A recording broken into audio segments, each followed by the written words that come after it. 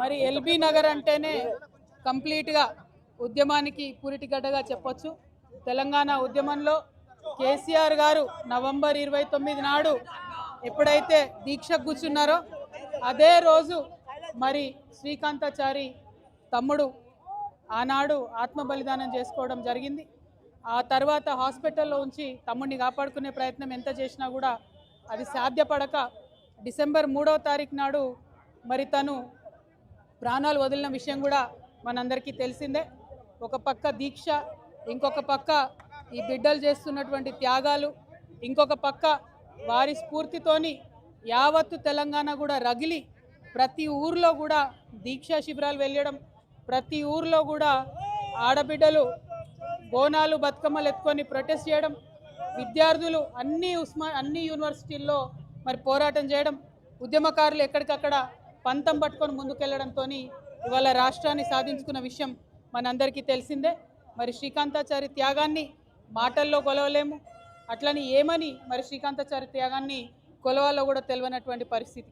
శ్రీకాంతాచారి లాగా ఇంకా 1200 మంది బిడ్డలు కూడా అసూలు బాసినటువంటి విషయం మీ అందరికీ తెలిసిందే.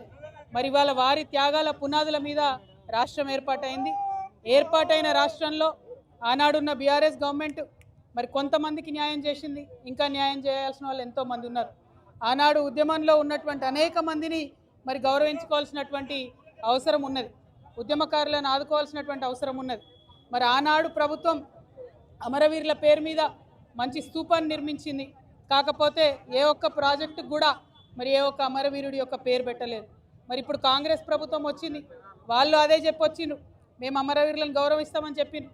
కానీ రాజీవ్ గాంధీ పేరు, ఇందిరాగాంధీ పేరు, ఆఖరికి మన్మోహన్ సింగ్ పేరు పెడుతున్నారు. కానీ ఏ ఒక్క పథకానికి కూడా శ్రీకాంతాచారి పేరు పెట్టాలన్న మనసు మరి కాంగ్రెస్ ప్రభుత్వానికి వస్తలేదు, ఆనాడు బీఆర్ఎస్ ప్రభుత్వానికి కూడా రాలేదు. ఈ ఒరవడి మారాలి, నిజంగా త్యాగం చేసినటువంటి వాళ్ళ పేర్లు చరిత్రలో నిలబడాలి. దానికోసం మనందరం కూడా ప్రయత్నం చేయాలి. ఒక పక్క మన బిడ్డలు రాష్ట్రం కోసం మన ప్రాణత్యాగం మనం చేసుకుంటే, సినిమా యాక్టర్ అయిన పవన్ కళ్యాణ్ ఆనాటి నుంచి ఈనాటి వరకు మనకు వ్యతిరేకమే. ఇవాళ కూడా ఆయన మాట్లాడుతున్నాడు, తెలంగాణ నాయకుల దిష్టి కళ్ళతోని కోనసీమ పాడైందంటున్నాడు. మనం ఎన్నడూ దిష్టి పెట్టలే, కోనసీమ బాగుంది, కోనసీమ ఎట్లుందో అట్లా తెలంగాణ కావాలనుకున్నాం తప్పితే ఏనాడు కూడా తెలంగాణ బిడ్డలకు మనస్సు చిన్నగా ఉండదు, పెద్దగా ఉంటుంది, పెద్దగా ఆలోచిస్తాం. మేము ఇప్పుడు కూడా చెప్తా ఉన్నాం, పవన్ కళ్యాణ్ గారు మా రాష్ట్రం ఏర్పడి 12 సంవత్సరాలు అయింది. ఈ 12 సంవత్సరాల్లో మేము ఎప్పుడు కూడా ఒకటే మాట అన్నాం, జై తెలంగాణ జై ఆంధ్ర అన్నాం. తెలంగాణ ఎంత బాగుందో ఆంధ్ర కూడా బాగుండాలన్నాం. నేను ప్రత్యేకంగా లోక్సభలో నిలబడి ఆంధ్రకు ప్రత్యేక హోదా కూడా ఇవ్వాలని అడిగిన.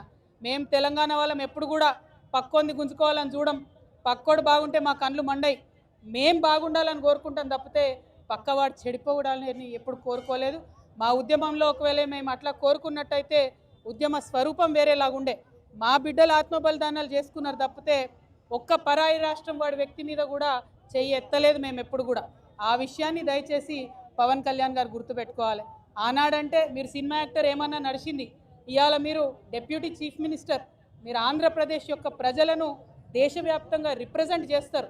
మీరు మాట్లాడే మాటలు కూడా మీ ప్రజలకు ఆపాదిస్తారు. కాబట్టి జాగ్రత్తగా మీరు ఆలోచన చేసి మాట్లాడాలని నేను పవన్ కళ్యాణ్ గారిని కోరుతున్నాను.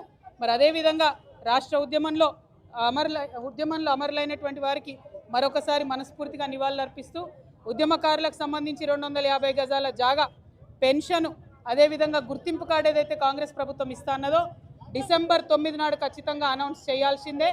చేయకపోతే మాత్రం ఉద్యమకారులందరం కూడా గవర్నమెంట్ భూములు చూసుకుంటాం, జాగృతి జెండాలు వాత్తాం, భూ పోరాటాలకు ముందుకెళ్తామని చెప్పి తెలియజేస్తూ సెలవు తీసుకుంటున్నాను. జై తెలంగాణ, జై తెలంగాణ.